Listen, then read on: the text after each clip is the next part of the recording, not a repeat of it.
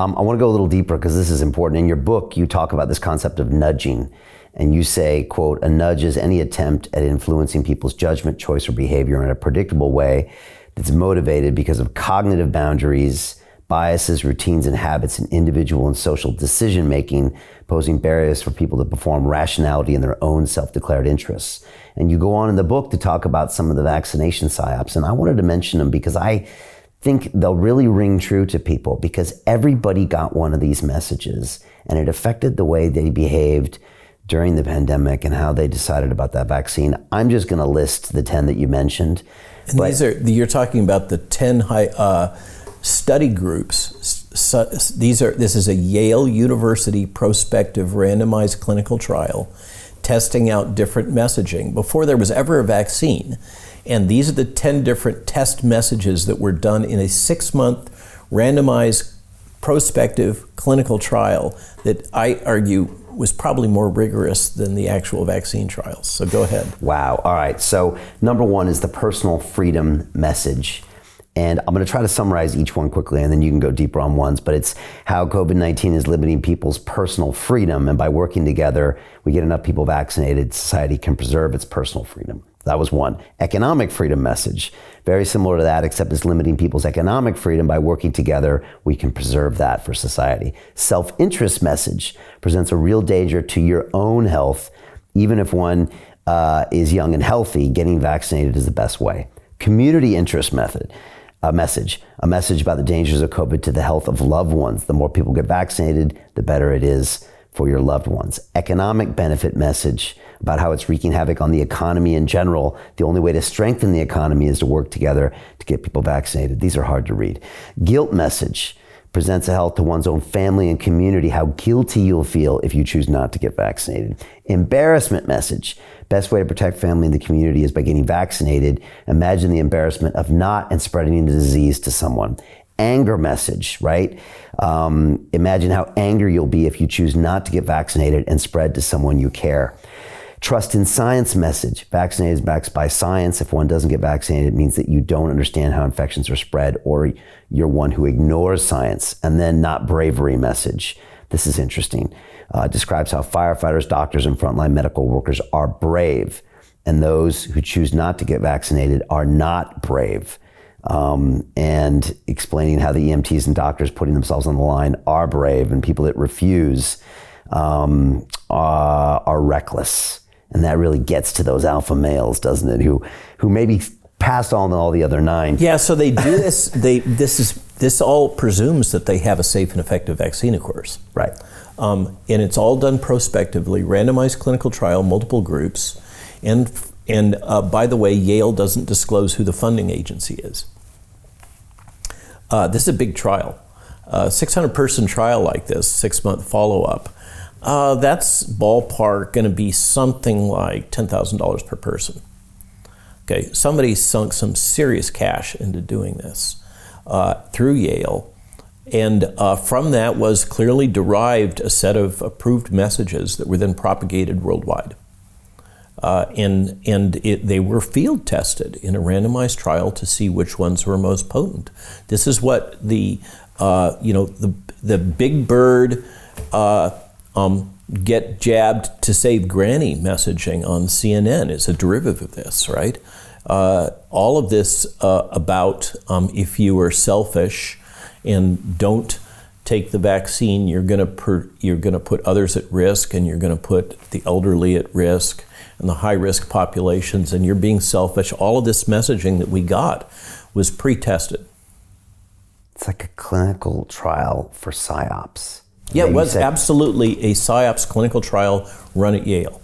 Absolutely, unequivocally. And you're saying just as much thought, if not more, was put in this than the vaccine itself. Right? In terms of the rigor of the trial, this is a 600-person randomized clinical trial, blinded, multiple groups, prospective, all the bells and whistles, all the stuff you're supposed to have, with a 6-month follow-up. I think the endpoints were personal acceptance and willingness to take the jab, as well as one's willingness to communicate with others or attempt to influence others to go ahead and take the jab. So that's, it can't get any more overt than that, I don't think.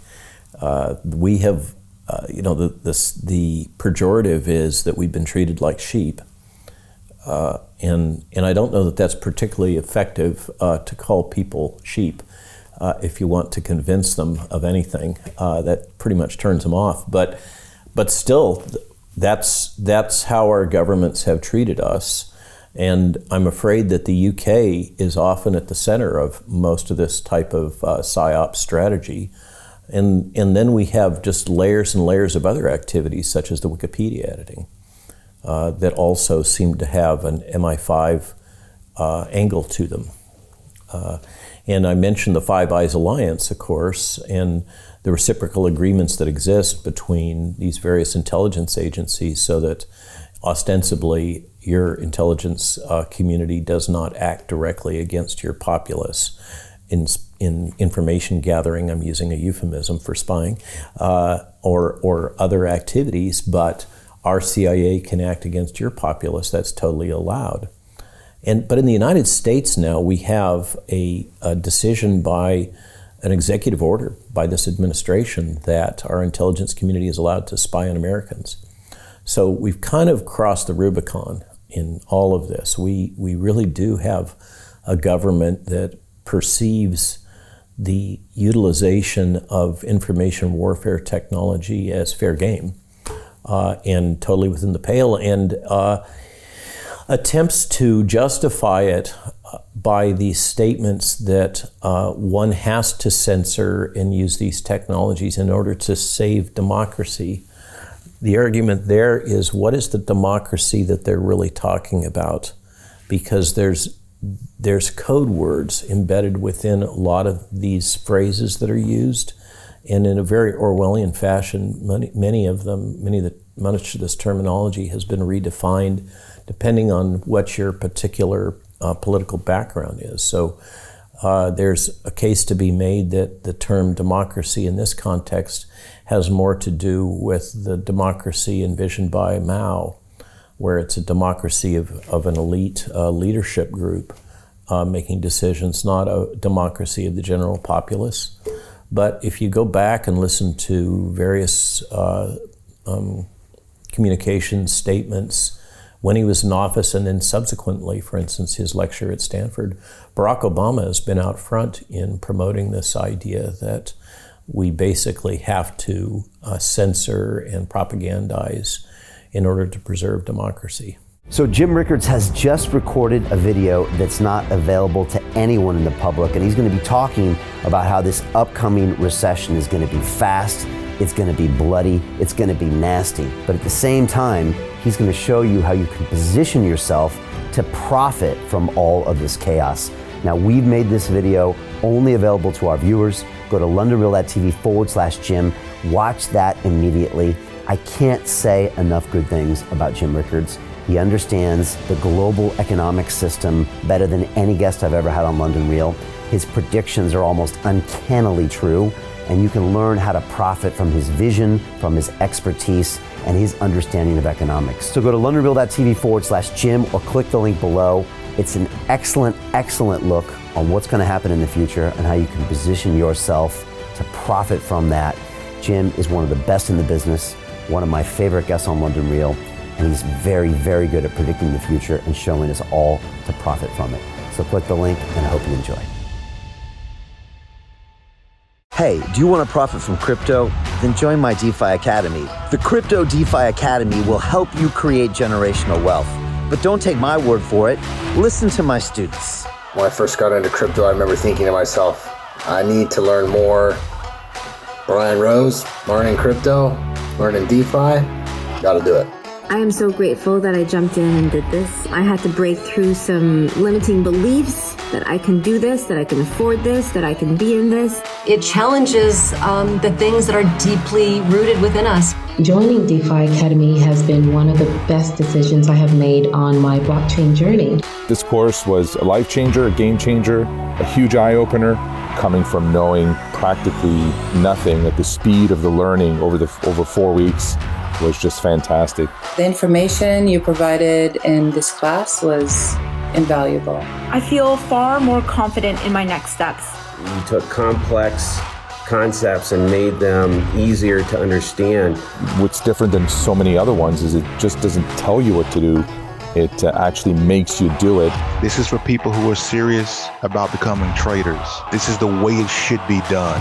I realized from this learning experience again that it is not about what you learn, but about who you learn it from. The energy was insane. I've never experienced such incredible energy on a live call. Brian Rose, you are a legend, my friend. It's the only thing in the market where you can get all information and learn everything what you need to know. Everything is so clear and so well done, and I'm just forever grateful for this program. It made me feel so much more confident about crypto than I did before. I did not anticipate how passionate I was going to become about it. It's also been like a big learning experience for me, not just in the crypto space, but just an overall balance of life. What I've learned is, how to take ownership, of my life in a way that I really hadn't before. Yeah, you can't put a price on that, really. I would recommend it to anybody, top notch. Excellence does not come cheap. So if you want excellence, you got to pay for it, but it's so worth it. Pull the trigger. That's what this course is about. You're not going to regret it, really. It's amazing. Thank you, Brian and team. So what are you waiting for? Crypto is happening now. Click the link below, submit your application, and let me mentor you on how to create generational wealth and build the decentralized financial infrastructure of the future.